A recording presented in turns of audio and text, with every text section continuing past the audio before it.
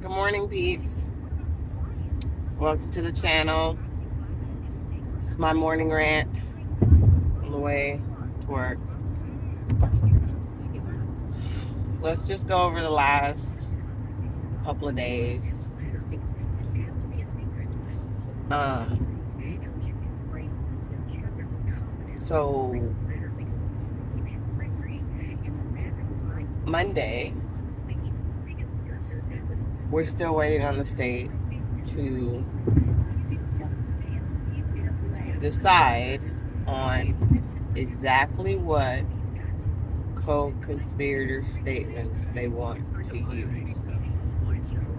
For the last 3 weeks, I want to say probably a month, that Judge Whitaker has been presiding over this case. At least once a week, she's said to the state, to the extent that you know, please identify every co-conspirator statement that you intend to use and hand them over to the defense. And this is still have not happened yet. To the extent that you know, I think they're taking that phrase for granted. To the extent that you know. Because if they don't know, then they don't have to turn it over. You know, theoretically, you get an indictment for a case, and then you get a trial start date, and you spend that 3 to 6 months putting together your trial. The state is saying we've been watching this gang over the course of the last 10 years. So, over the course of 10 years, you've been watching this gang and compiling information. Um, did you take it to trial too quick? Because you took 2 years to take it to trial from the time that you indicted it, and you weren't prepared. And then now you've been in trial almost 2 years, and you're still not prepared. Like, you had all jury selection, and Love said, "It's me I'm running this. I'm running it. I'm running the state." But you haven't put together your case yet, so you don't know what you want to use and how you want to use it. And you can't tell me this isn't them trying to spring on stuff on the defense at the last minute.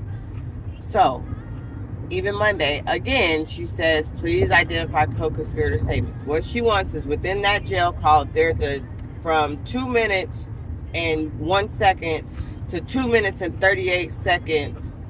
Shannon Stillwell is talking about something that Yak Gotti did. That's what she wants.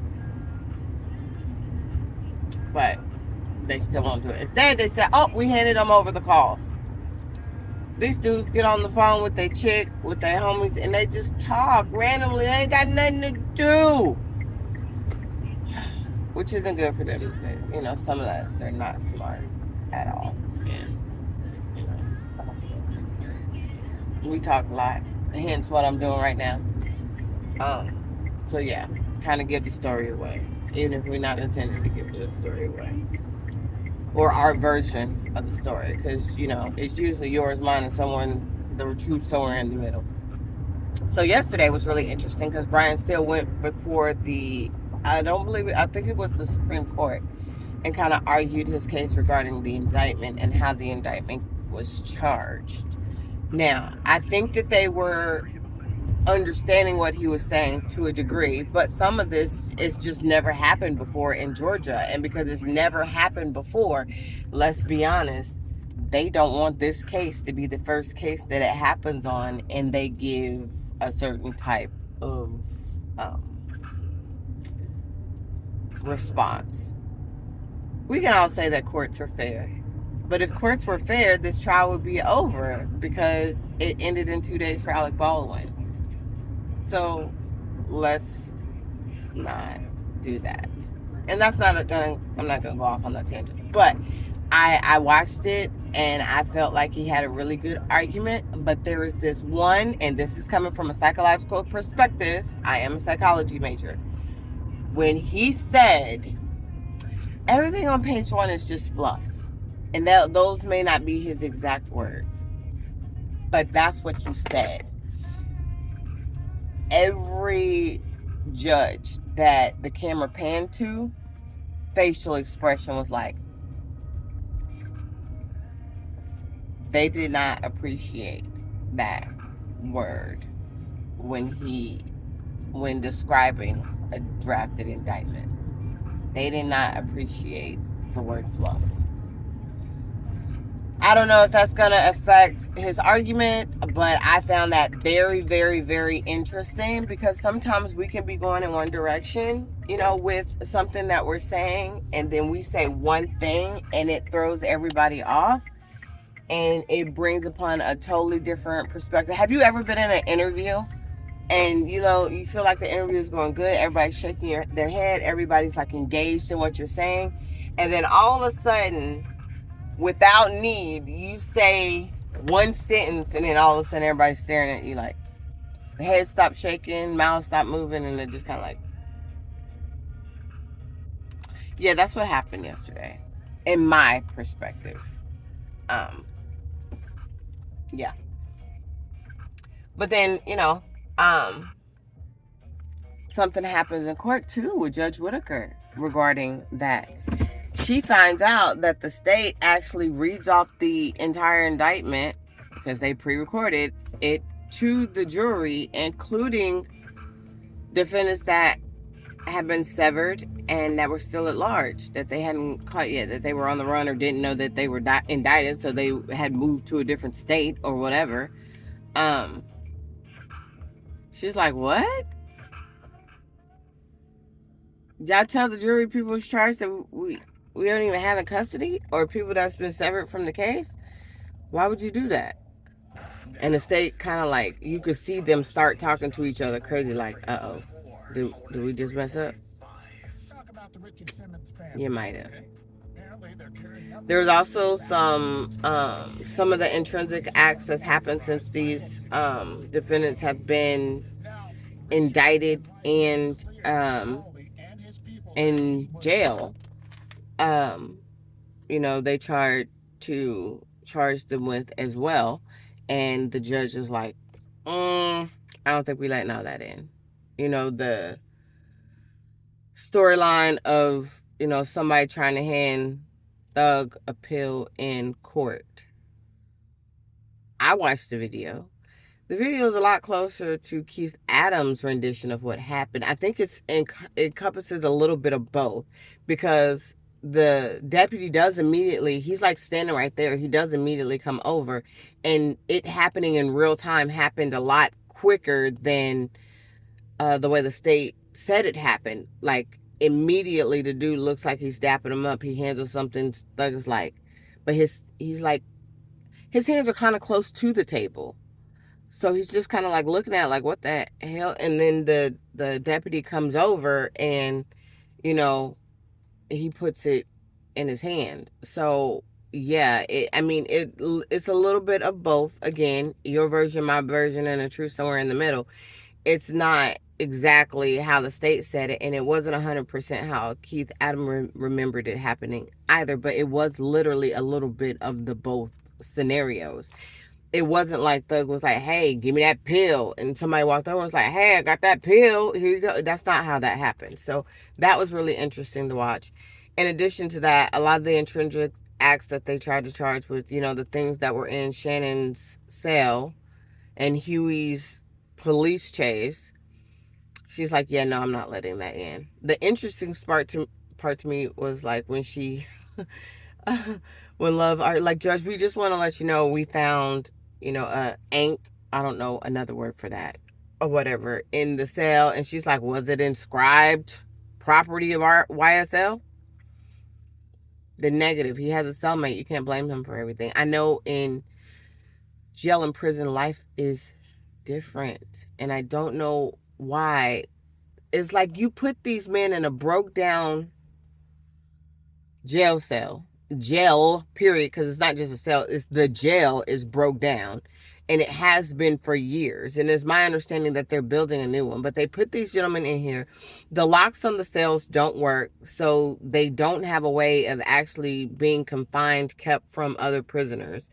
In addition to that, things that you may think are gang acts are acts of survival within a jail. It's not the same as when you're out here on the streets. It is completely different in jail. It just is. Good afternoon, guys. This is part 2 of my morning rant, which definitely goes into the videos that the phone calls that they were playing today. So most of the time I watch the trial live on Cat Williams' stream just because I love the commentary. I love the chat over there. So I kind of, because of that, I like to watch the trial over there. So a lot of my content I get from there. I also watch Miss Sylvia's stream and Atlanta First News, and there's several YouTubers that follow this that I follow with. But it's not the point. So, jail calls. And over there in the chat, kind of got into a little discussion about jail calls, which kind of goes to what I was talking about this morning. You put these men in this situation, men, in cells. You deny them bond based on whatever you charge them with. Because you know they're going to call the people that they do it. They're going to call their loved ones. They're going to call their girlfriends. They're going to call their brothers and sisters. They're going to call their mothers and talk to them, because this is their only way of communicating with the world, because they're locked up in jail. And, you know, this is kind of the whole point of coming up with this phone system. And I remember when it first came out, just because I am a millennial.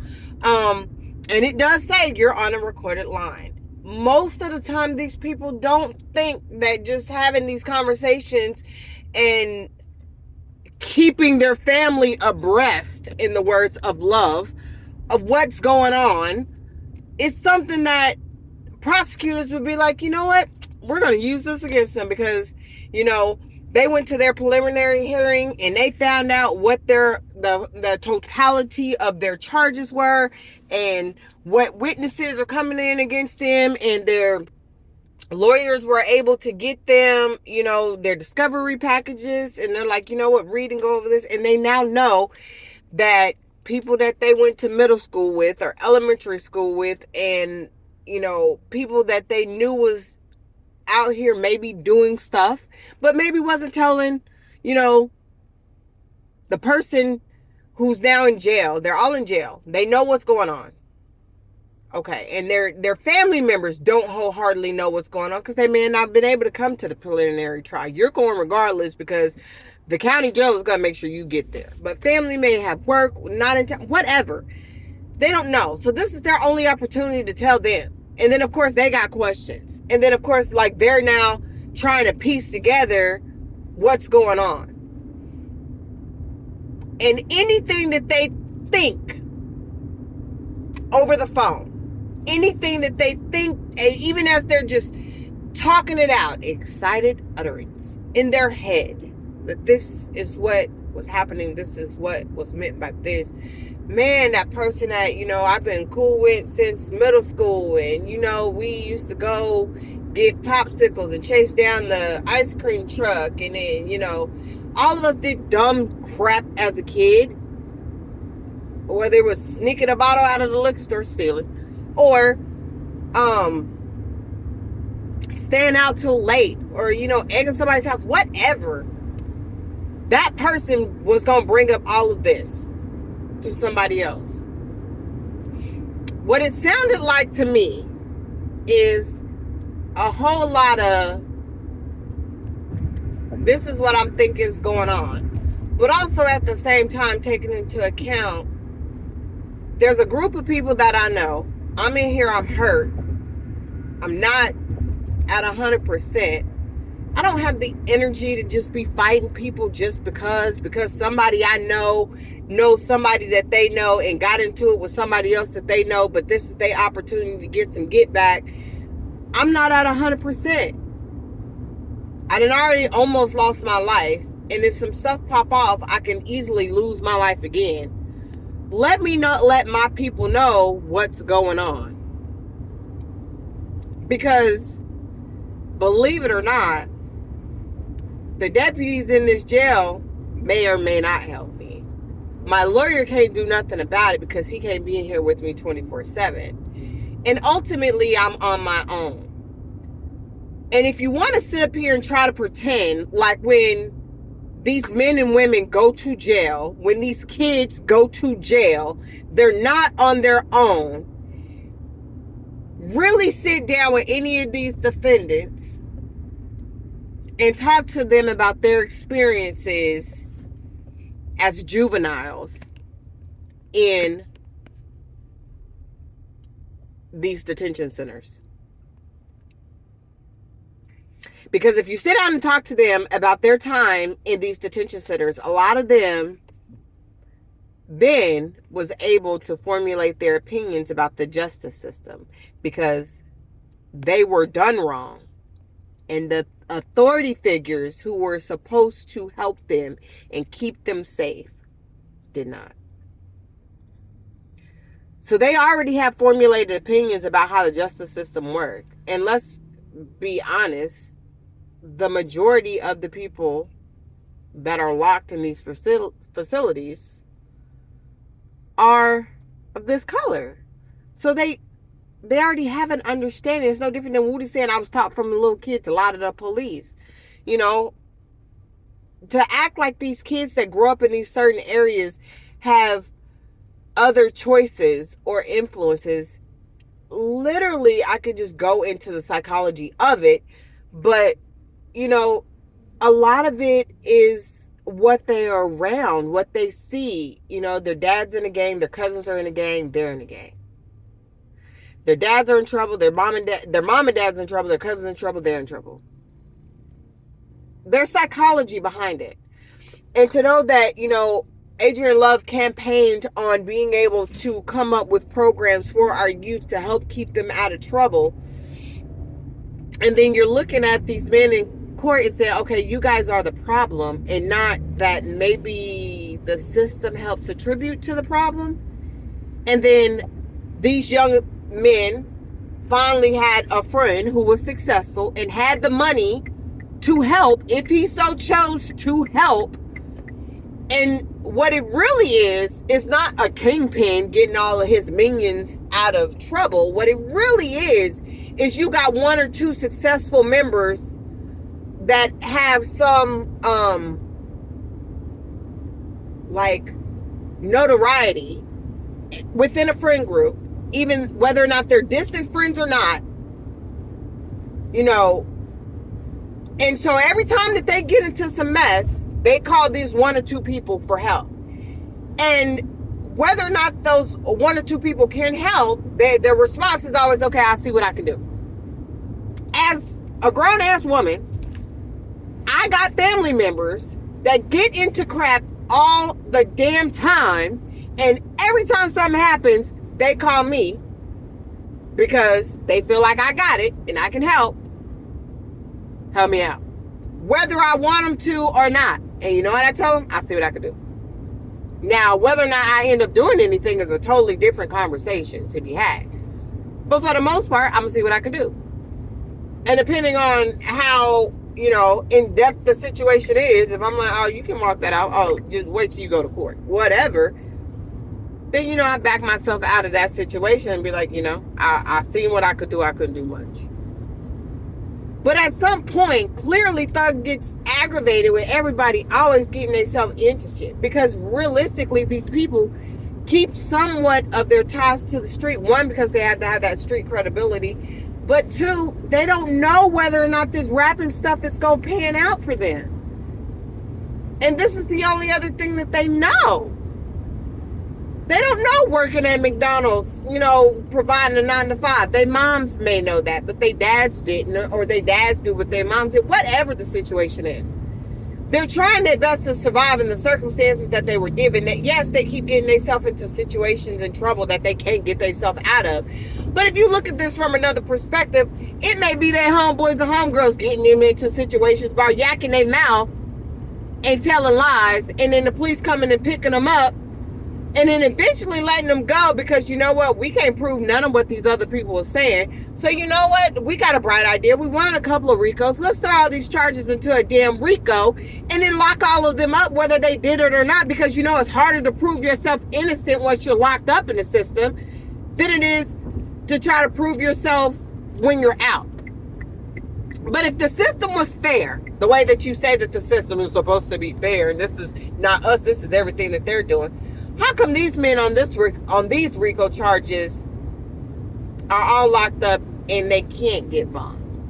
But there's been other members of the community charged with RICOs, and they've been running around here free for years. Yeah, we're not all cut from the same damn cloth. Let's stop playing. We're not. But because I've had personal experiences with, prosecutors making the pieces fit, it just makes me so irritated. And some of this is just, these people trying to communicate with their family and tell them what's going on because they have no other way. You guys are watching their mail, you're watching their calls, you're watching them pee, you're watching them poop. And nothing is private and nothing is sacred. Like nothing. Everything they do, everything they've done is used against them. Everything that other people have done, that they have no control over other people's actions. Not one of those 6 defendants in that courtroom has control over any of the other 6's actions. But you guys are holding them all accountable for each other. For every choice that every person made as an individual. You guys are telling them, the state is telling them that you didn't tell them not to do it, you didn't keep them from doing it, so you're all guilty. Guilty by association. Literally. And that's like if my cousin goes out and does something great, I should get credit for it, right? And if she goes out and does something horrible, I'm going to be convicted for it. Same thing with my sister, my cousins, my associates through, school or whatever. That is an unfair logic, but that is the point of a RICO. So you don't have to prove what anybody did on an individual basis, because if they could, they would have locked them all up individually, and they couldn't. So, we're going to name off 247 different things that any of them could have did and may have done, because we can't prove any one person individually did it. And then we're going to convict everybody of everything together. So if you find anybody could have done one, count them guilty. And then we're going to convict them all of it because it was a conspiracy.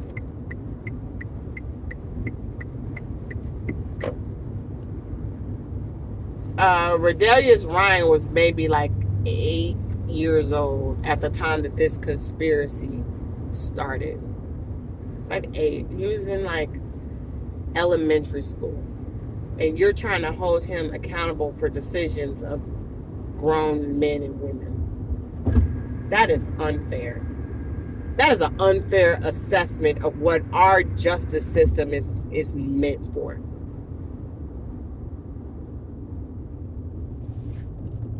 I do not understand how this can be fair to anyone. And maybe it's not fair for anyone. It's just maybe fair for the right ones. I don't know. Like, share, subscribe. I'm starting to get really angry. So I'm going to cut this one short. I'm going to finish watching Kat's thread and, chat with some other people, maybe give me some peace of mind. But, you know, again, like, share, subscribe, and welcome to the channel. My morning and afternoon rants to and from work. And, you know, I'm still putting together that video. I recorded it twice, but turns out I didn't have my sound on somehow. So yeah, I'm redoing the one with the clips that I was supposed to do on Sunday and trying to get that finished so that I can get it up this week. And then still working on the other one so I can get it up. But yeah,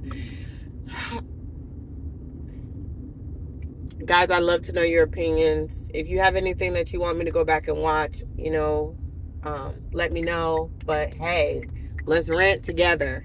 Feel free to join the thread. I want to start doing lives, so I did put in a request for that, and we'll see how it goes. So till then, peace out. Have a good day. Talk to you later. Let's all do well so we can be well. Okay.